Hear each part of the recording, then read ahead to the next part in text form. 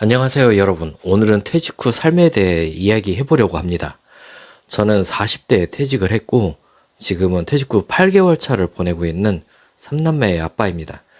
이 영상에서는 퇴직 후 변화와 제가 겪은 변화들, 그리고 무엇을 조심해야 되는지 제 경험을 바탕으로 이야기해 드리겠습니다. 퇴직 후 삶이 어떻게 변화하는지 궁금하신 분들, 그리고 같은 상황에 고민하고 계신 분들에게 도움이 되었으면 합니다. 퇴직 후 가장 맞이하게 된 변화는 바로 경제적인 부분입니다. 퇴직 전에는 매달 고정적인 월급이 들어왔기 때문에 돈 걱정이 별로 없었습니다. 그리고 얼마가 들어올지 알기 때문에 돈 지출에 대한 계획이 되게 가능했었죠.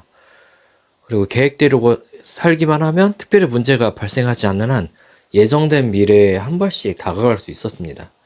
저는 어느 정도 부업으로 사업화를 계획했고 퇴직했기 때문에 퇴직 후 가장 큰 문제는 수입의 공백이 아닌 수입의 변화였습니다. 이번 달에 얼마가 들어올지 모른다는 불안감이었어요. 가족과 저의 소비는 비슷하지만 수입이 줄어든 달에는 허리띠를 좀 더 졸라야 했고, 야식 같은 것도 못 먹고 아이들 치킨 사주는 횟수도 좀 줄여야 했죠. 그만큼 월급의 힘은 생각보다 컸어요. 매달 일정 금액의 월급이 들어오는 힘은 퇴직하고 나서야 알았습니다. 매달 300만 원의 월급의 힘은 10억의 예금을 갖고 있는 수준 같은 거라고 김승호 회장님이 돈의 속성에서 밝혔었어요. 그만큼 매달 고정적인 수입의 힘이 굉장히 큰 거였습니다. 이 과정에서 제가 깨달은 거는 경제적 준비가 굉장히 중요한 거였어요.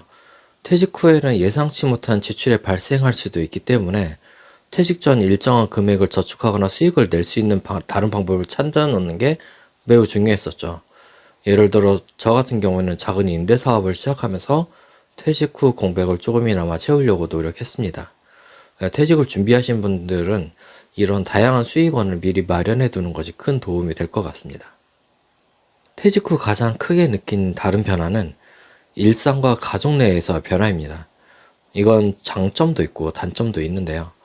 퇴직 전에는 매일같이 출근하고 일에 바쁜 삶을 살았고 회식도 자주 있어서 가족하고 소통하는 시간이 거의 없었습니다. 대부분 가장들이 그러신 줄 알고 있어요.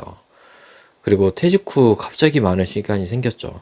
그리고 처음에는 여유로운 시간을 즐기면서 이걸 즐길 수 있어서 좋았지만 시간이 지나면서 이제 내가 할 수 있는 일이 무엇인지 좀 다시 고민하게 되었어요.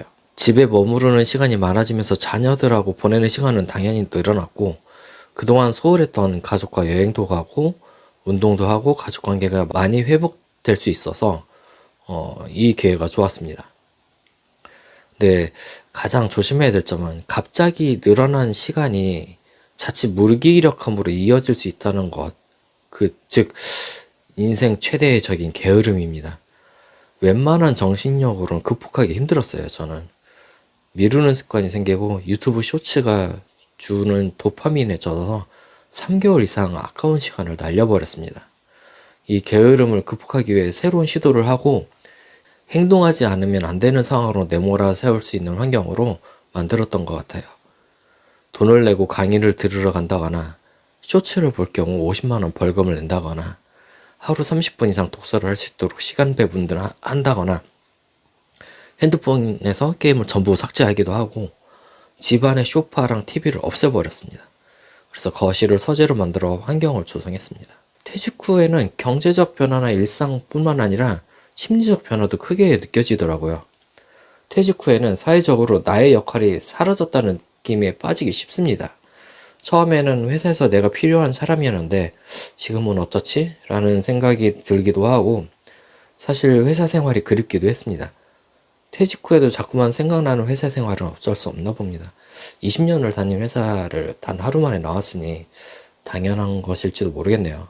이거는 이제 어떻게 극복을 했냐면 운동을 시작하면서 좀 심리적 불안을 다스릴 수 있었어요. 이제 간단한 활동으로 와이프랑 주변 공원 1시간씩 같이 걸었어요. 규칙적으로 운동도 하고 시간 배분도 할 수 있었고 가장 가까운 배우자와 대화도 하고 산책을 매일매일 하니까 과거 기억에 머물렀던 회사 생활보다 미래에 대한 이야기로 채워지더라고요. 그 덕분에 심리적 안정감도 얻을 수 있었습니다. 몸이 건강해야 마음도 건강해지는 것처럼 더 많은 일에 도전할 수 있는 힘이 생기더라고요. 퇴직을 앞둔 분들께는 자신의 신체와 정신 건강을 잘 관리하는 것이 퇴직 후 삶에서 가장 중요한 부분이 아닐까라는 것도 생각해 주셔야 될 것 같습니다. 앞서 첫 번째로 말씀드렸다시피 어떠한 형태로는 수입이 들어오는 형태로 만들어 두고 퇴직을 권하고 싶습니다. 주변 퇴직 선배를 만나 이야기해보면 고정적으로 들어오는 월급이 끊기니까 불안 증상이 나타나는 걸 좀 떨칠 수 없다고 하시는 걸 얘기를 하시더라고요. 저 역시 이런 걱정거리가 될까봐 퇴직 직전에 단기 임대를 통해 수입을 확보해 놨었습니다. 혹시라도 단기 임대를 시작하시려는 분은 관련 내용을 제 블로그에 적어놨으니까 고정 댓글 링크를 통해서 가셔서 읽어보시면 도움이 많이 될 것 합니다. 단기 임대를 시작하시는 분이 두려운 분이 있다면 이제 제가 도움 드릴 수 있는 방법도 있으니 고정 댓글을 한번 참고해 주시면 좋을 것 같습니다. 오늘은 퇴직 후 삶에서 경험한 변화들과 조심해야 될 점에 대해서 이야기해봤는데요. 퇴직 후에는 경제적인 준비, 일상의 새로운 도전, 그리고 심리적 건강 관리가 매우 중요합니다. 저희 이야기가 여러분에게 조금이라도 도움이 되었으면 좋겠습니다. 앞으로 퇴직 후의 삶에 대해 현실적인 이야기들과 부업을 확장시켜 퇴직할 수 있었던 이야기를 좀 더 나눌 예정이니까 구독 눌러주시고 종종 찾아와 주셔서 좋아요 눌러주시면 큰 힘이 됩니다. 여러분의 퇴직 후 삶이 조금 더 행복하고 안정적이길 바라며 오늘도 시청해 주셔서 감사합니다.